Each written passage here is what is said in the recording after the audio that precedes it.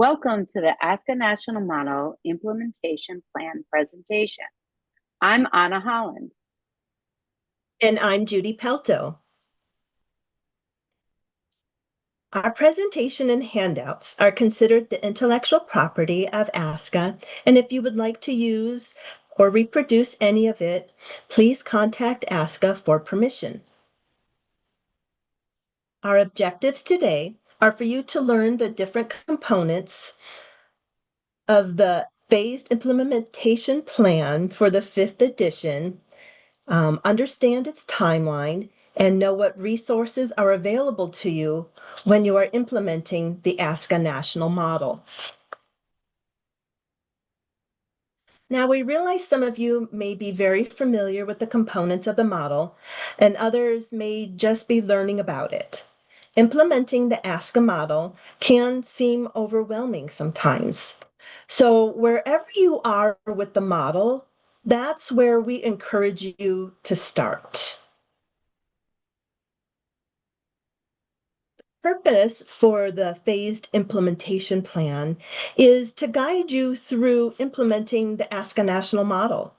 It has 4 phases, and each phase is broken down into smaller, more manageable steps. They list what components and templates you should complete in each phase. It has the scaffold approach, so each phase builds on the previous one. It is an ongoing process, so once you complete a phase, you don't just stop doing all the components in that phase.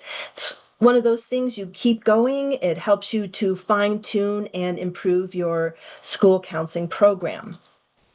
Now, with the timeline, this will vary depending on your school counseling program. It's based on your experience that you have with the model, the support you have from your administration, your staff, your department, the district, other school counselors, and it will also vary based on the amount of time that you have available to work on the process. Today, we will briefly walk you through the different pieces of each phase. So at this point, I'll turn it over to Anna, and she'll start with phase 1. Thank you. So as Judy shared, the model has 4 phases, and we begin with phase 1. As we review each section, please remember, wherever you are in the process, that you can use this to help you move forward with model implementation. Don't get overwhelmed. Just look at what you've done and go from there. In phase 1, we are building the foundation for the model, ensuring that we understand the different standards and are familiar with the full framework. We start by assessing our baseline for our program to look at where we are with implementing the model and begin to work through the first components of the model. As part of building a strong foundation, you want to start by reading the ASCA National Model Framework, reviewing the student standards, as well as the ethical standards. Our ethical standards are our North Star that guide us. Our student standards define our work. The standards are the knowledge and skills our students need to be successful in life. They guide our work, give us a focus for lessons, activities, small groups, and counseling, provide us the ability to assess if our lessons and interventions are creating the changes in students' knowledge and skills. Our professional standards show us how and what we should be doing to support all students effectively. Once you have familiarized yourself with the ASCA model and reviewed the standards, you are ready to move on to part 2 of the first phase. Here, we are assessing the current state of our program, doing a personal school counselor standards and competency checklist, and analyzing how we are spending our time. The school counseling program assessment gives you a baseline of where you are at currently in your program. It's a snapshot you can come back to after you have been implementing components and complete again to see how your program has grown. For that reason, it's helpful to put a date on your school counseling program assessment. You'll just be marking if you have started the component and can add some notes to share what you've done so far. And you can do this electronically or use a hard copy. When you download it, it will download as a Word doc. So do whatever works best for you. Please note, this is the 4.0 version that you see here. The 5.0 version will be coming out soon. The School Counselor Professional Standards and Competencies Assessment is a great way to gauge where you are in alignment with the ASCA professional standards and model implementation. It gives you the opportunity to look at areas you might want to focus on in the coming year and set some personal professional development goals. It is helpful to date it as well and then complete annually to see where you have grown and where you'd like to focus on for more growth. The use of time calculator is another part of phase one. It is meant to be done twice a year, and it provides 2 5-day snapshots of how your time is used. Completing the use of time allows you to truly analyze your use of time. It is often surprising when counselors see the results and see they might be spending more time on something than they had realized. It's an excellent advocacy tool. When you're sharing how much time you're spending on something, a lot is not a data point. But when you complete your use of time, you are able to discuss your time spent on tasks with clarity and data. For example, you might share that you've discovered you are spending 10% of your time on non-counseling tasks, and a majority of that time is class coverage. You could even share the percent of the time of non-counseling that is on class coverage.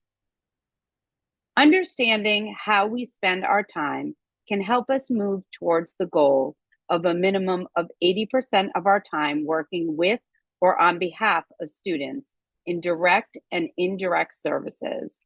The use of time allows us to accurately see how close we are to the ASCA recommended 80-20 breakdown for our time. This is the updated use of time form for 5.0. It is broken down into 15-minute increments, and you select one category per 15-minute activity.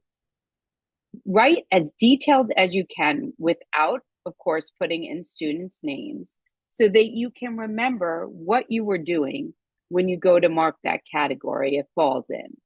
Make sure to fill in your name, date, and when your day starts and ends. Notice that there are tabs at the bottom of this form. So you will navigate the form by selecting Monday, Tuesday, or whatever day that you are filling in to complete it. Once you complete the use of time, you can select the Charts tab to see a chart of the breakdown of your time. You will want to download this form and use it in Excel, as that is the best way to use it effectively.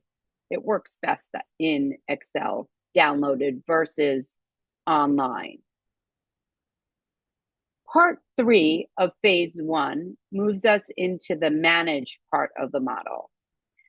We will develop the ASCA Student Standards Delivery Plan, annual calendar, weekly calendars, lesson plans, and small group plans during this part of phase 1. You might have done some of this already. So remember, start where you are. You don't need to do it all at once. Plan it out and decide when you will work on what, and take your time. Our programs focus on the standards and the knowledge and skills students need to be successful. As I mentioned before, the standards help us to decide what belongs in our school counseling program. They provide us with the guide for our lessons, activities, small groups, and large group sessions we provide students. You might have been familiar with the ASCA Mindset and Behavior Action Plan in the 4.0 version of the model. In the 5th edition, ASCA updated this document to the ASCA Student Standards Delivery Plan. The Standards Delivery Plan has more focused language and clearer expectations. This plan is used to document your program's delivery efficiently and aligned with the ASCA student standards. You will capture your direct services like classroom, large group lessons, small groups, and your various programs that are for families and students that support Tier 1 lessons. Here's an example of one that is completed. You might notice that this plan is in a spreadsheet, and there are 3 tabs to navigate on the bottom. The middle one is where the delivery plan lives, and it looks like this. That is where you will enter your specific standard that you're utilizing, your title of your lesson, whether it's a Tier 1 or Tier 2 activity, the grade level, the date that you started, which month, and if there is a Tier 1 program that connects with it. That last column is used to input any programs that are delivered to families or students that are connected to those Tier 1 activities. For example, if you deliver an 8th grade career exploration lesson, and you also provide a career day event for students, there is one delivery plan per school counseling program.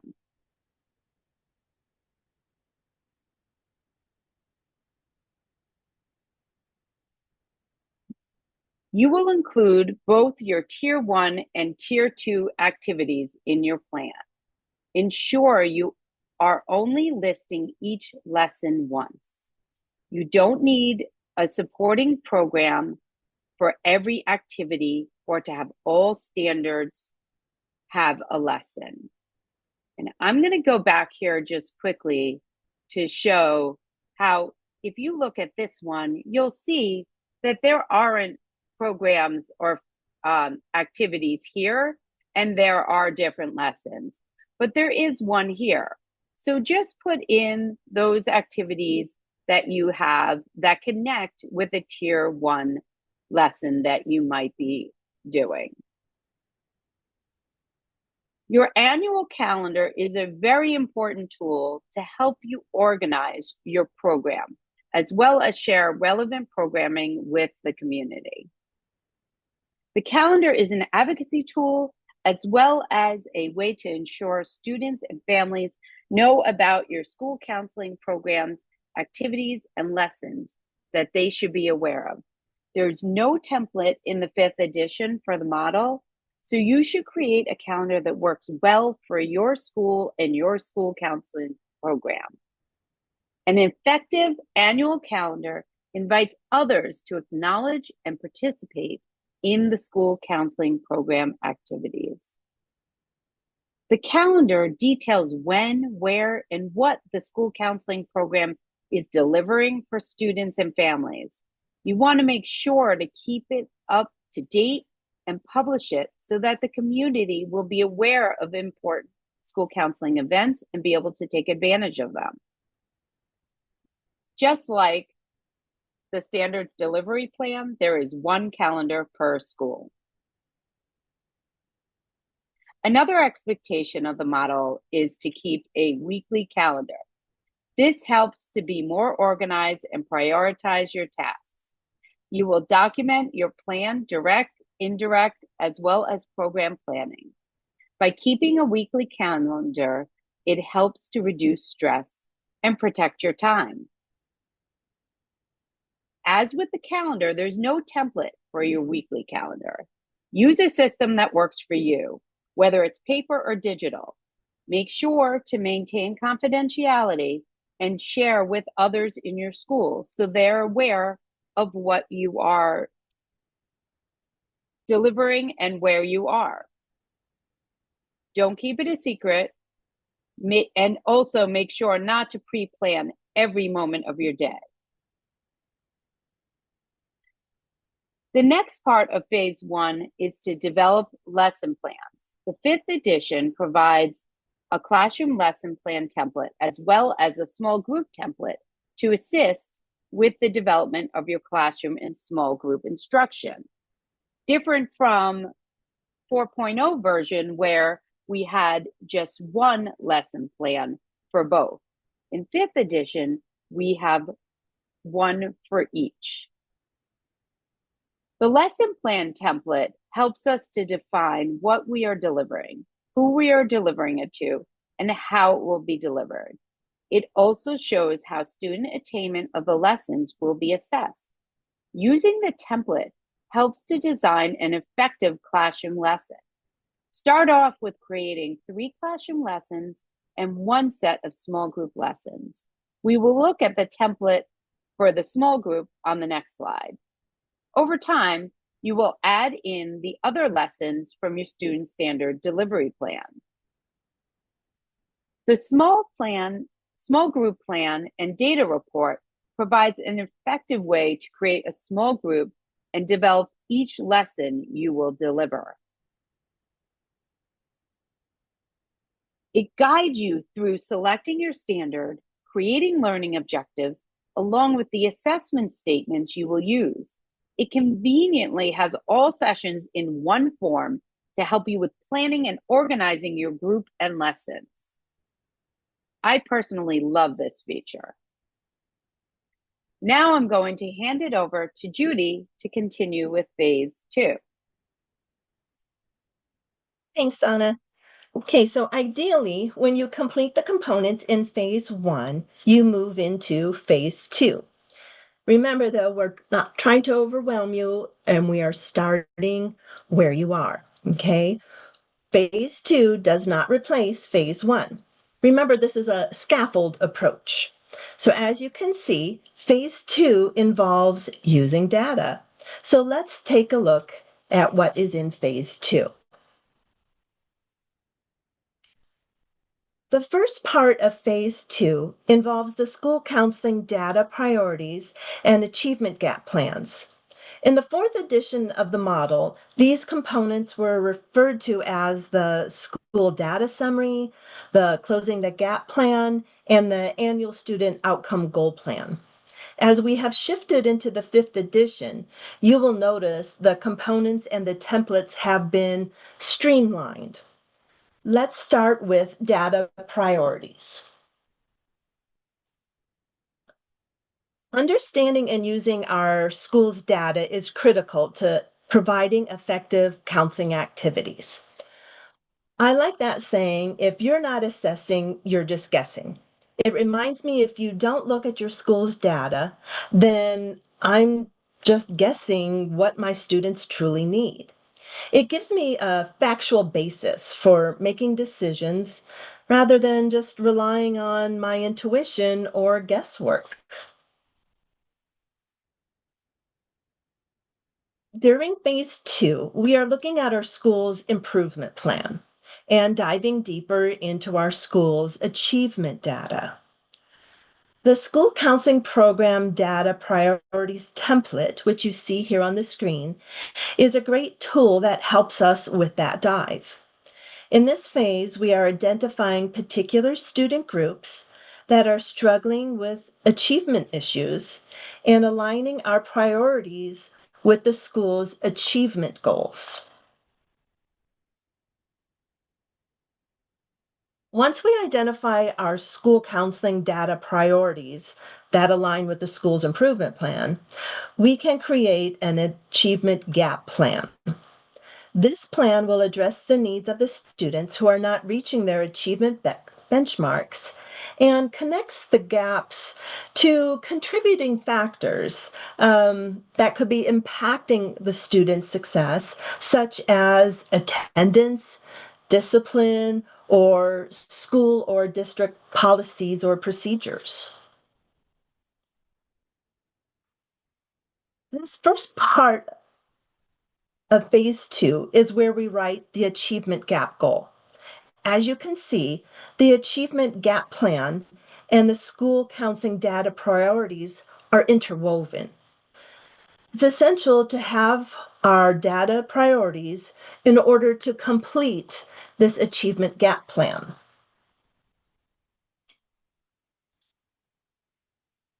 As we are completing the achievement gap plan and writing our achievement gap goal, we are examining contributing factors that could be interfering with the student reaching their achievement benchmark. The contributing factors are valuable sources of information that help us narrow down which student standards our counseling program will address and the activities that we will deliver.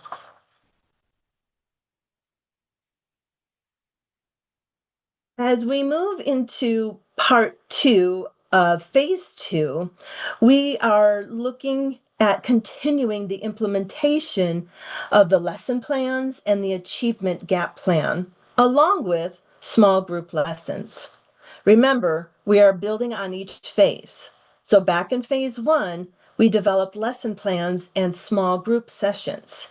Here in phase two, we will be delivering and assessing our lesson plans and small group sessions, as well as develop, deliver, and assess the achievement gap plan.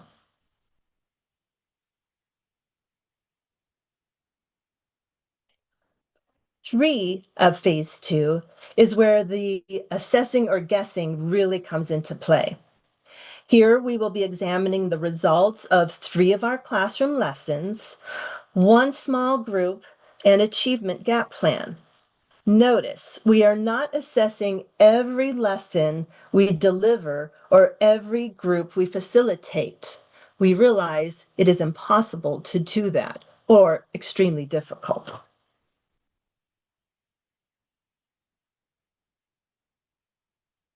Now, if I were to ask you to wrap your arms around the results of your school counseling program's activities, would you eagerly do so, or would you just stuff your hands in your pockets? Whether the results of our school counseling program were what we hoped for or not, wrapping our arms around our results is a necessity for our work. So, why results? Well, it's necessary to address our students' needs and to be more focused and effective with our activities and interventions. Results become a powerful tool that shows our educational partners that our work supports the school's improvement plan and makes an impact on student learning and achievement. Personally, I have found it to be a very powerful tool that shows the value of a school counselor's work. It raises awareness for the school counseling program.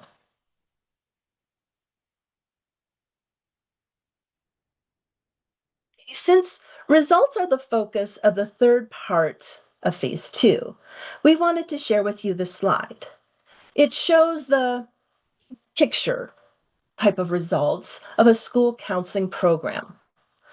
Through the category of access, we show that each and every student has access to school counseling program and to opportunities outside of the school counseling program that support student success.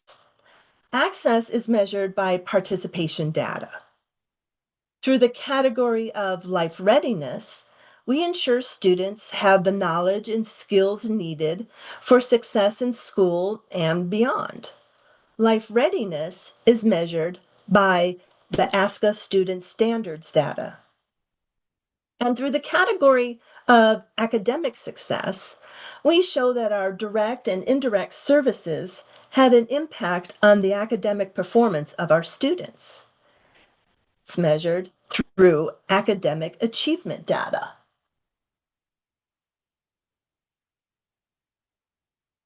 So how do we show our results? Well, we do that through data reports. The achievement data report that you see on the screen shows the impact our school counseling activities had on the achievement success of our targeted group of students that were identified back in our achievement gap plan.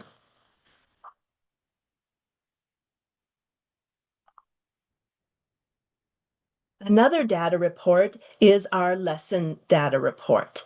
It shows how many students had access to our lesson and what life readiness skill or skills they learned.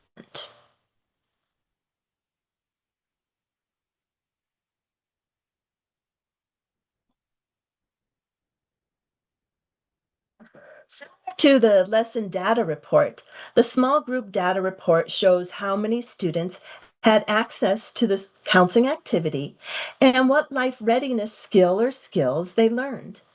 In addition, the small group data report shows the impact our counseling activities had on the achievement success of our targeted group of students that we identified in the small group lesson plan.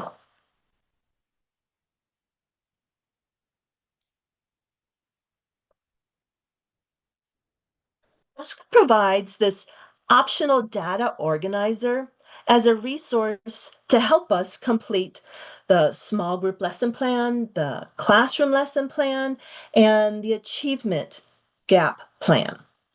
We encourage you to use this resource when implementing the model.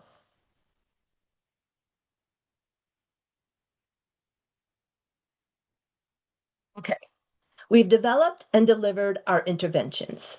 We've analyzed our data. Now what?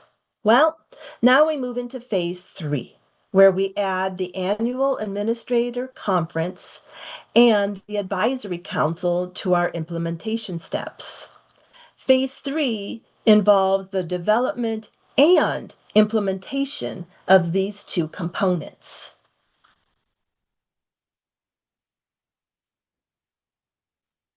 First component is the annual administrator conference. Those of you familiar with the fourth edition will recognize information relating to the annual administrator conference. Not only are we working to complete the annual administrator conference template in this phase, but more importantly, we are sitting down with our administrator to formally discuss the school counseling program.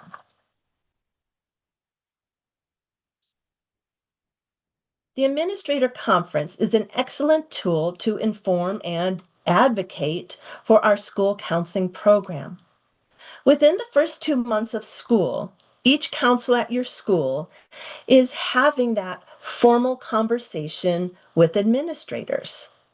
By meeting and agreeing to goals, priorities, and activities, the joint aspiration of each and every student succeeding is more likely to occur.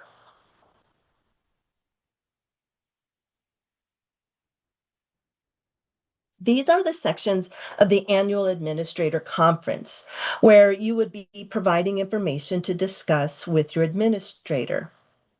It provides us with an outline for our conversations. As you can see, several of these topics involve work that you would have completed in phase 1 and phase 2.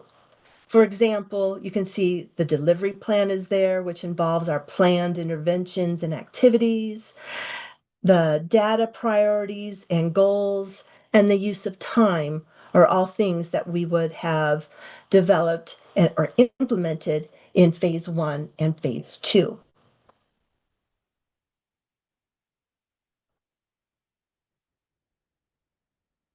Screen shows you what the annual administrator conference template looks like. There are many similarities. It's to the fourth edition. It's just more streamlined. And this basically shows us how to organize our meeting with our administrators.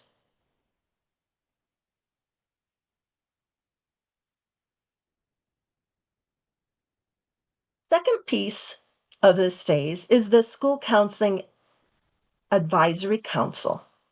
The School Counseling Advisory Council and the annual administrator conference together make phase 3 a phase where school counselors use their voice to share information about the school counseling program and to advocate for it. So, what is the purpose of the advisory council? The purpose of the advisory council is to, one, provide feedback. So, for example, you can, I'm sorry, provide feedback from our advisory council members. They are giving us feedback on things such as the achievement gap plan, like created in phase 2, or our student standards delivery plan that you would have created back in phase 1.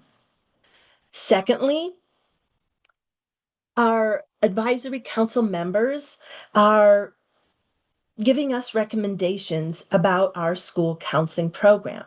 For example, they can provide you or give you ideas on maybe a topic to cover in a future classroom lesson. And thirdly, the advisory council members can help you advocate for your program by sharing your results with other educational partners.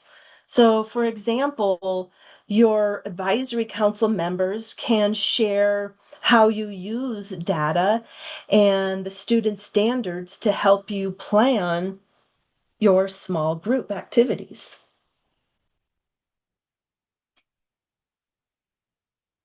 When we are developing our advisory council, these are the educational partners that we want to include.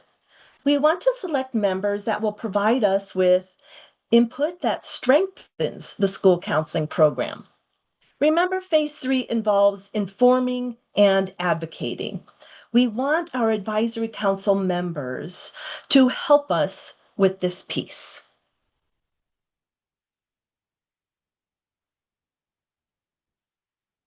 In this phase, we are utilizing agendas and planning tools to help us be more effective, more efficient during our advisory council meetings. Here you see the agenda and planning tool for semester 1. Remember, best practice is we hold a meeting in the first semester and then another meeting during the second semester.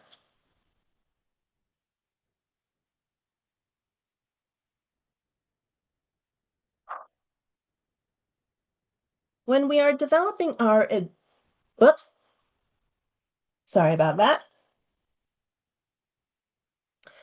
Now, in this third phase, we are not only utilizing the planning tool and developing the agendas, we are also leading the advisory council meetings and completing the meetings template, like you see here on the screen. The significant difference between the first semester agenda and minutes and the second semester agenda minutes is what is shared. So during the first semester, we are sharing an overview of the counseling program's priorities and plans, while in the second semester, we are sharing results and or the updates on our counseling program's progress.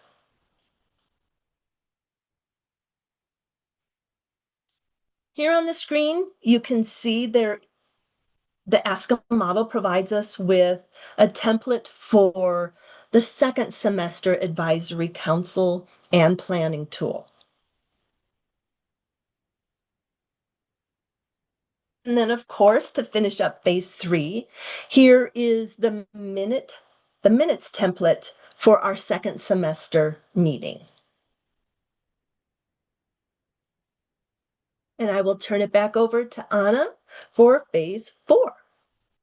Thank you. So now that we've gone through all 1 through 3 phases, you're on phase 4. And in phase 4, you have implemented each part of the model. In phase 4, you focus on just updating your lesson and small group plans as needed, as well as your calendar and program assessment. You continue with keeping your weekly calendar, You will annually complete your data priorities for your school counseling program, as well as your achievement gap goal, and a use of time calculator that you will do twice a year. The annual administrative conference and advisory council will also continue, and you will add to your lesson plan library and assess your lessons and groups with the data reports. Once you have gone through it a few times, it will become part of your system, and you will see how your program is improving from what you are learning through this process. It is really quite powerful. ASCA provides us a variety of resources to help you work through these phases, including the new step-by-step guide that walks you through the 5th edition of the model that you see here. This book provides some fabulous examples to really help you as you start to learn the different components of the 5th edition. The National Model 5th edition framework and the phase implementation plan are other very important resources that can help you with implementing.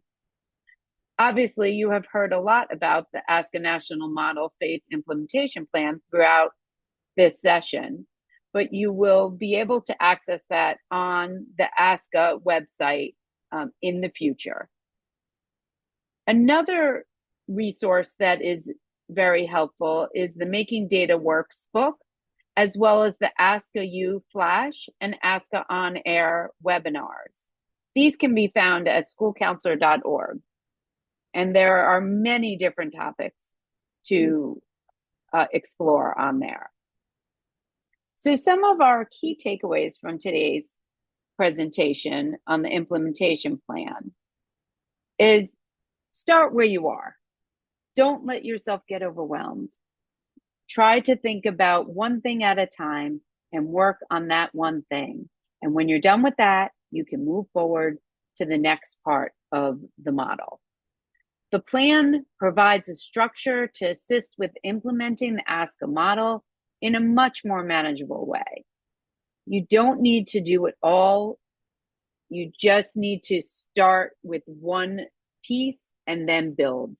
And eventually you will be doing it all, but you don't need to do it all at once in the beginning. ASCA provides templates and other resources to assist you with the implementation process. Take advantage of them. And your timeline will vary per school counseling program, depending on your situation.